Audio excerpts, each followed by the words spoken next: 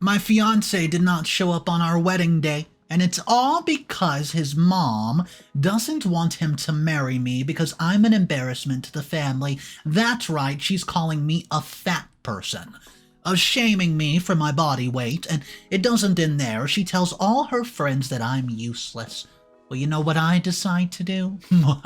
Let me tell ya. At first, I thought I was seeing things.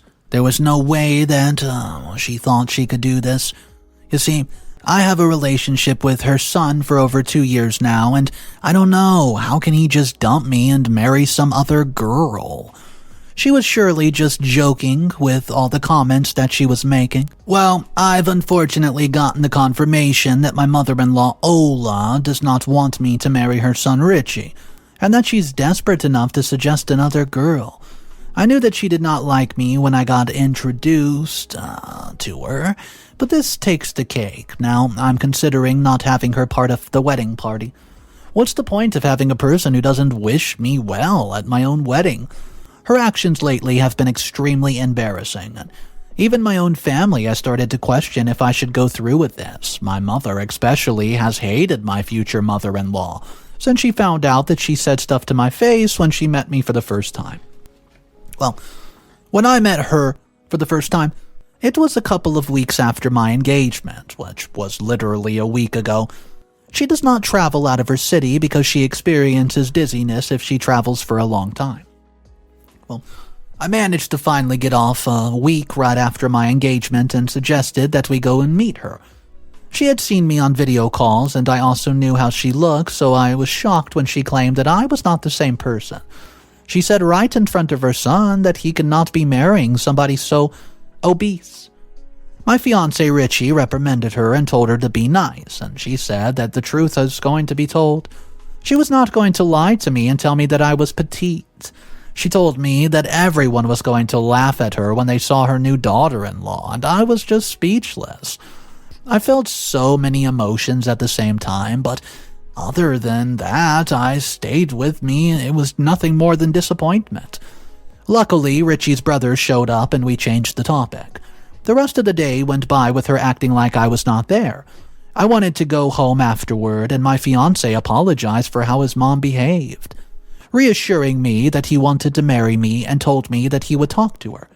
The next day, she tells me that she wanted to go shopping with me, and I was happy, thinking that she had come around overnight. And while we were out shopping, we passed by a shop that her friend owned. She told her friend to get me their finest outfits because I was the special guest. Oh, okay. When her friend came back, she had the most distasteful clothes I've ever seen.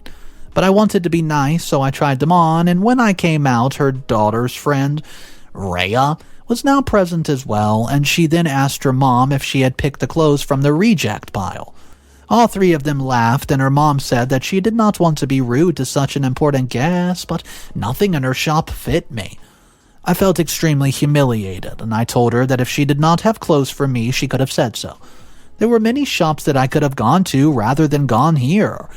I then went back into the changing room and put on my original clothes. I went right past my mother-in-law and back to the car, and I then called my fiancé and told him that I wanted to go back home. His mother had just absolutely humiliated me in front of her friend. Since I was driving, I waited for her to come back. 20 minutes had passed, and she was nowhere to be found. I messaged her and tried calling her, but she did not respond. I was late for a hair appointment and that she was supposed to take me to. I didn't want to lose my deposit, so I had to leave her. I sent her many messages saying I was leaving, but she did not respond. Well, I got home hours later and found her, and when I asked her where she was the whole time, she iced me out and asked why I cared. She then said that at least a sweet Rhea has been kind enough to drive her home after I was rude to her mom. I told her that her friend was the one who humiliated me first, but she said I was being too sensitive, and she then said I was lucky that Rhea was willing to share some weightless tips, and even, after my rudeness, she would still help. Yeah, right. I told her to keep those tips and just went back into the house. Later on, my fiancé asked me why I left his mom at the mall alone. He knew I was upset, but that was full-on uncalled for. I told him I tried to message her and even showed him the messages, and he said that was because she left her phone at home. I was completely lost for words at this point, so I just kept quiet.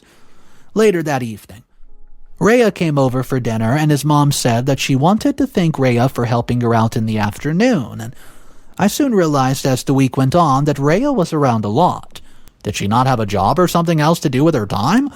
I also noticed that his mom only had her come over when he was around. Sometimes she would take me out of the house claiming that she needed help with errands, and when, I came home, Rhea would be there. Rhea acted nice towards me, but it felt so fake. She only ever talked to me if my fiancé mentioned me, and she acted like I was simply not visible. I told myself not to get jealous, and this was just Ola's way of provoking me. But then Ola started saying some things that made me feel bad. So she starts talking about how she hated that her son did not, see her anymore. She wished that he moved in with her or had married a girl who lived near her so that he could stay with her. I then told her that he would be severely underpaid if he lived there, but there was not a high demand for his skill over there, and I also told him that he loved our city and was not happy to start a family there. She then tried to sell him the idea of moving back to their town and starting a business of his own. As his fiancé, I know that he hates that small-town vibe because it's full of people who do not mind their business, and he confided in me that as soon as he finished high school, he left. Now, why would he go back and settle there? Then Rhea chimed in and said that he could rejoin them at the country club. Everyone has been asking about him. I downright wanted to roll my eyes when she said that, and once again, she was at our home, and I then asked her if her mother was not looking for her. My mother-in-law gave me one of those warning looks and just rolled her eyes. So then I decided to make the announcement I've been wanting to make all week. I told them all week I've been secretly checking out venues in town, and I wanted to have a wedding in town because this was Richie's first home. I hope that would at least make his mom happy. She said that of course we would have the wedding here. After all, she hated traveling out of town. I just felt myself being so defeated. Nothing could make her happy, and a couple of minutes later she walked Rhea out. I noticed Rhea had left her scarf, so I ran to give it to her and did not want to give her excuses to come back. As I was walking down the hallway, I heard the two of them talking. What they said had my head boiling. My mother-in-law was telling her that she was way more beautiful than me, and that getting Richie to be hers was going to be easy as taking candy from a baby. Rhea said that she had hoped so because it looked like I had really wanted to hold on to him, and she assured Rhea that everything would go according to plan. She would never let her son marry a fatty like me. Already, all of her friends were laughing at her because of my looks, and I went back inside and threw her little scarf on the couch, and I didn't tell anyone what I heard. But inside I was hurting. After years of trying to be confident in my body, Ola had to start tearing me down again. There was no rest for me. We're back in the city, but there's still no place or peace for me. We'll take a longish leave and go back as soon as I can because we need to finalize everything before the wedding. Update number 1. Hey, it's almost 2 months from the wedding and I'm fed up. I'm not sure if I still want to get married, and I've been having problems in my marriage. My mother-in-law seems to be succeeding in ruining my marriage, and since we have come back into town again after taking a leave for a few days, so we could finalize everything before the wedding, and now she's been picking fights with me because of the color schemes of the venue, and even the food. She has also been clogging my emails with weight loss programs. As if I've been trying hard enough to lose weight. Come on, I go on walks each day and eat healthy food, and my body is just struggling to lose weight, okay? As if that's not enough. Guess who came to town 2 weeks ago? That's right, Rhea. Apparently. She's here doing business with her mom, and she then had the nerve to ask my fiancé out for coffee. She said that she just needed to catch up with an old friend. An old friend? Well, of course, my fiancé brought me with him for coffee, and the way she was dressed made it so obvious that she was trying to grab his attention. She kept on flirting with him, but he didn't even notice, apparently. So, when we got home, I told him that she was trying to flirt with him, but he didn't believe it. He said he was out of her league, so then I asked if he was settling with me. He then said that he didn't mean it like that, and he meant that at school he was a nerd. A nerd, and she would not look at him twice. I mean, why would she want him now? Besides, she had no chance because I had his heart. Well, I decided to drop it. But every day that she's been here, I've panicked. Every time he says that he's coming home late, I just imagined him with her and I absolutely panic.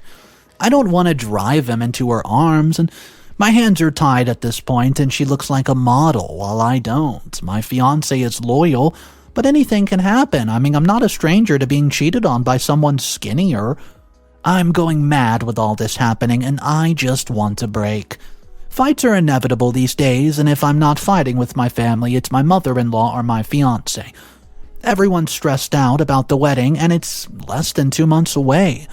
If I could go back in time, I would have a court wedding. Unfortunately, both of our families want a big fancy wedding, so we have to honor them. And any advice for a bride who's buried in preparations? Update number 2. Wow, I did not expect to have such a volume of responses.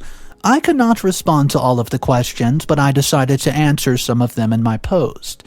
I feel that'll help to explain things better. See, there was a lady who told me that I should have definitely put my foot down when it comes to how my wedding looks. That day only comes once, and therefore I should be allowed to have what I want. Your comment helped me to remove one of the stresses, which was the wedding preparation. I decided to send a message to the group chat where I told everyone that while I appreciate their input, ultimately it was my wedding, and I would have it how I wanted it. I had some hard conversations with my family about that, and I told them that if they did not agree, then I could not involve them in the wedding planning. None of them figured out that I was just bluffing, and they actually backed off. Well, thanks for validating me. I was starting to think that I was crazy about wanting my wedding that way. Now on to something else that caught my eye. There was a commenter who asked me how bad my weight was so that my mother-in-law could complain. You said that I spent too much time caring about what she thought if I was as uncomfortable in my body as I claimed. Well, I won't lie. That comment hit a tough spot. There was some truth in it, though, and I had to ask myself, why did I care so much? Sure, she's going to be my family, but I give her too much importance. If she tries to get Rhea to do something to my marriage, I'm not going to show that I'm threatened. I'm going to make sure that the wedding happens and goes smoothly. I'll allow her to watch her dreams of Rhea being her daughter-in-law go up in flames. Guys, the wedding is in less than a month, and I'm feeling very nervous but also excited. I just wanted that day to be over with, and I've been having bad dreams that Richard cancels for me. And everyone laughs at me, and my mom told me not to say such things because they're bad omens. I probably should not have written it, but I do aim to be as transparent as possible. So that's easy for you guys to give me advice, and for now, I'm going to try to stay calm. There's no way that anything can go wrong, right? At least I have my bachelorette with my best friends to look forward to, and we're going to have fun and forget all of our problems, celebrating the end of my singlehood and my entrance into a married life. Update number 3. So, 2 days ago, I was supposed to get married. Instead, now I'm in another country. I had to leave after the humiliation I endured. Ola was not playing when she told Rhea that she would make plans those weeks ago. And my dreams were not just dreams, they were premonitions. The wedding did not happen, and now all of the work that I put in was for nothing. It all ended with me standing at the altar waiting for the love of my life and fighting back tears because he didn't show up. And neither had his mom. Instead, I had waited and waited for him, and when I heard that he was not there yet, I went to the altar to wait for him, and I was just so excited to get married and couldn't wait. It didn't matter how this was not how things were traditionally done. I needed to wait for him, and soon the guests started to talk. Some were saying that he had abandoned me and my family was trying to find him and track him down, but to no avail. About an hour after the wedding was supposed to start, my mother-in-law shows up. She had a triumphant look upon her face, and I knew before she opened her mouth what she was going to say.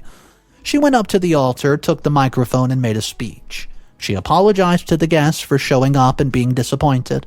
She told them that her son had decided that he was not going to go through with the marriage, and wished that we respect his choices. I asked her what his reason was, and she smirked, and said clearly he realized the mistake he was making by marrying somebody who was not physically fit. My mother told her to shut up and not talk to her beautiful daughter like that, and Ola laughed and said the truth needed to be told, lady. I was out of control. She then looked at me and told me to never ever contact her son ever again, and then she left. I was left sitting there, unable to move or to speak, and then came the petty hugs. People tried to console me, but I was inconsolable. I told my mother that all I felt was emptiness, like something had just left. I then told her that I was not going to stay there any longer, and instead I needed to go to my hotel room and pack. I had a trip out of the country to my honeymoon destination. My mom even said maybe I should wait since everything was still so raw, but I told her it's easier for me to recover in a place full of beautiful scenery.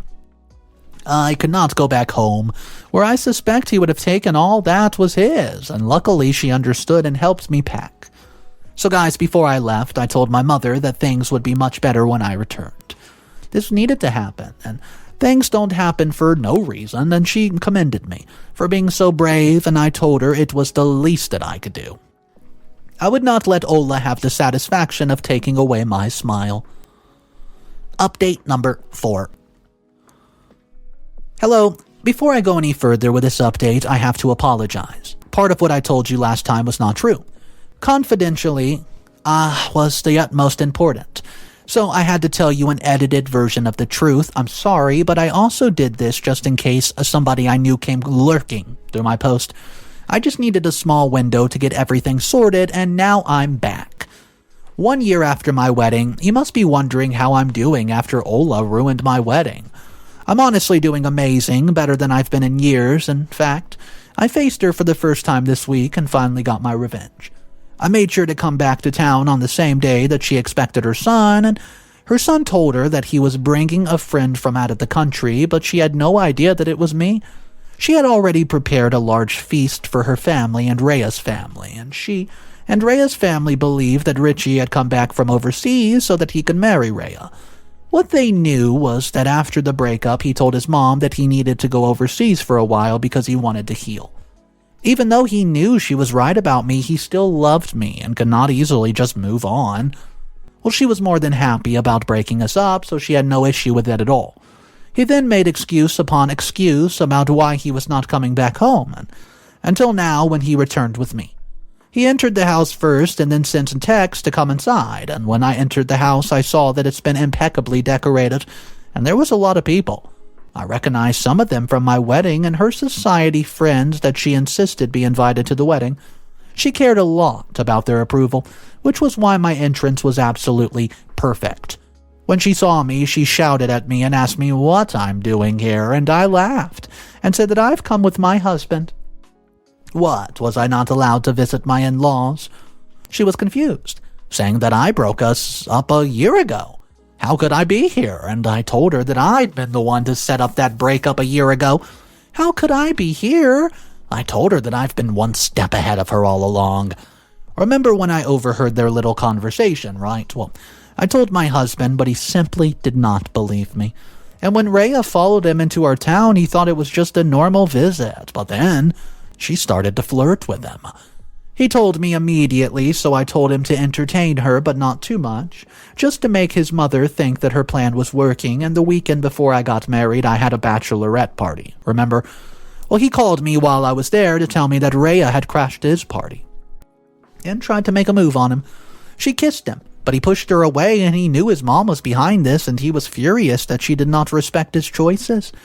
He then said that we had to teach her a lesson, which was how we came up with our plan. Our plan was for him to start acting like he had doubts about me after the kiss with Rhea. He then allowed his mom to overhear his conversation with his brother, and when she overheard it, she approached him and started to tell him not to marry me. She said he had to think about it and see if the things could work out, well, with Rhea. He agreed, Well, he would have to think about what she said, and he could not immediately agree, as that would progress things too far with Rhea. I'm the one who told him not to show up to the wedding. That was when I played the biggest role of my life, and they were all fooled into thinking that he left me. Once Ola was satisfied, I told my mother that I was going on a honeymoon, and once I was out of the country, I communicated with Richie. Since he could work in any city, he got a job very far away from where we used to stay. Once I came back, I landed there, but his mom had no idea. We had a tiny little wedding with my family as witnesses, and I told them everything as soon as I landed at the honeymoon spot. I didn't want to play with their emotions, only Ola's. It so happened that a couple of months after the wedding, I found out that I was pregnant. I worked for a couple of more months before I took my leave, and I then gave birth, and my daughter is now 2 months of age. Richie's mom kept on pressuring him to visit and come back, but he put her off. He wanted me to give birth first, and then we would come back. I told her the short version of the story, and I watched her turn pale as a ghost. And then she became red like a tomato all at the same time. She screeched, calling me a fat liar and a witch. She said that she would never accept me no matter what, and she also accused me of stealing her son out from underneath her. I told her that her son made the choice of his own. He didn't want her to be a part of the happiness because she's always ruined everything. She stood there, looking like she was having a system glitch, while I laughed at her.